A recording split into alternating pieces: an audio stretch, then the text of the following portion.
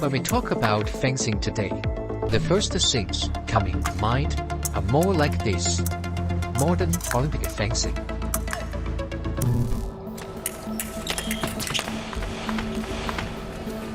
Its origin could trace back to the antiquity, but let's be more practical. Our civilization is the direct descendant of the Middle Ages.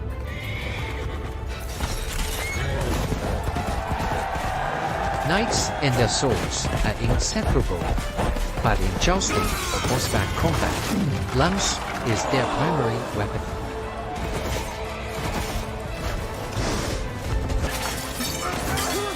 When on foot, swords play its role as a versatile weapon, sometimes higher than secondary.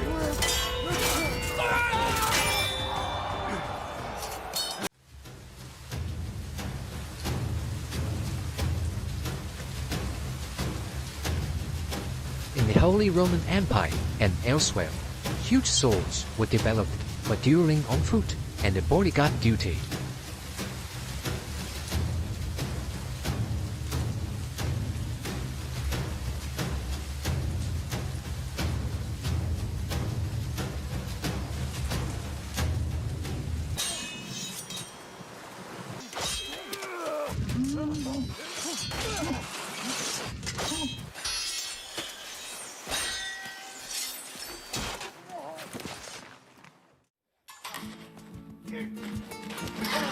During the Renaissance in Italy, with the rise of bourgeoisie in city-states, fencing developed as a skill for self-defense and dueling.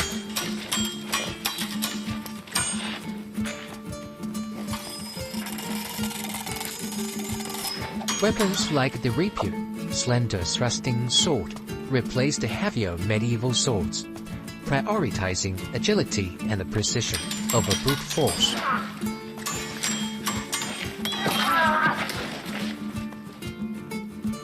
Italian masters like Lidolfo Capofello and the Spanish ones like Jeronimo Sanchez de Calanza formalized the techniques and the tactics, matured in the twin schools of rapier fencing. On the contrary, you're right on time. Italians brought their style fencing to France, and the Mousquetaires under Louis XIII and Louis XIV made fencing a French fashion, particularly with the help of Alexandre Dumas 200 years later.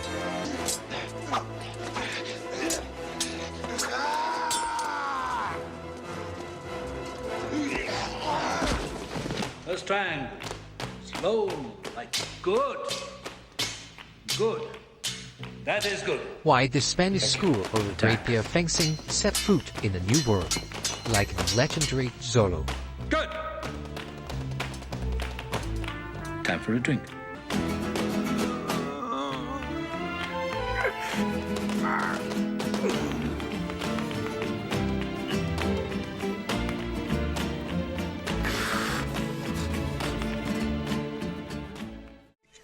En garde.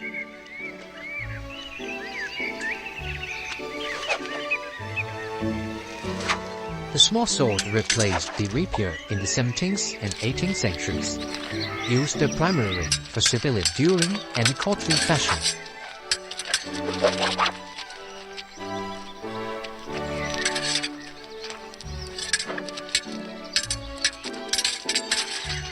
Duels became ritualized, often conducted to resolve personal disputes or defend one's reputation.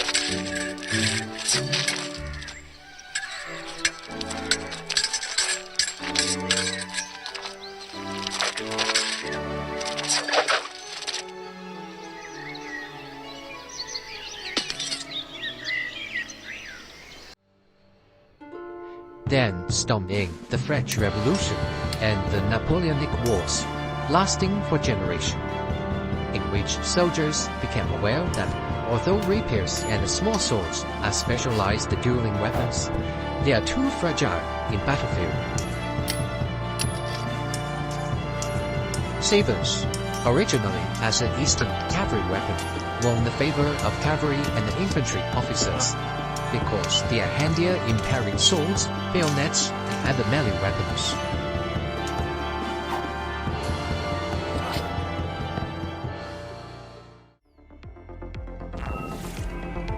In the 19th century, with the rise of industrialization, fencing transitioned from a martial art to a competitive sport, especially in France.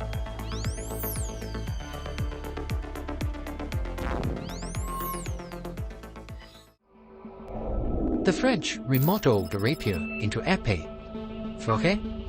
Foil in English was the traditional training weapon of smallsword, and the saber became straightened.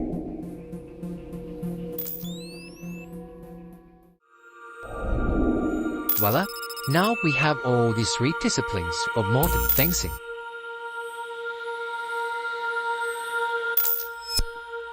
The rules and equipment of fencing have been evolving constantly. Nowadays, it is a specialized sport requiring systemic training for years. In epic fencing, where the entire body is a valid target, focusing on strategy and timing.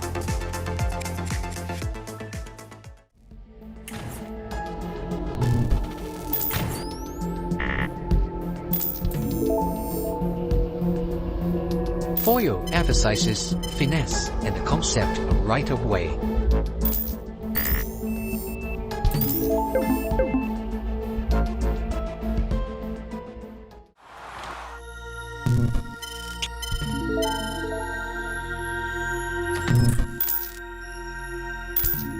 Saber is characterized by its speed and aggressive style.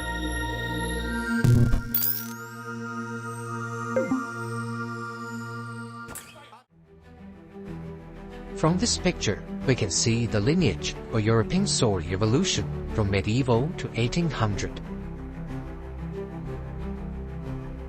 Lastly, one thing to remember in fencing: gentlemanship prioritizes swordsmanship, not the other way around.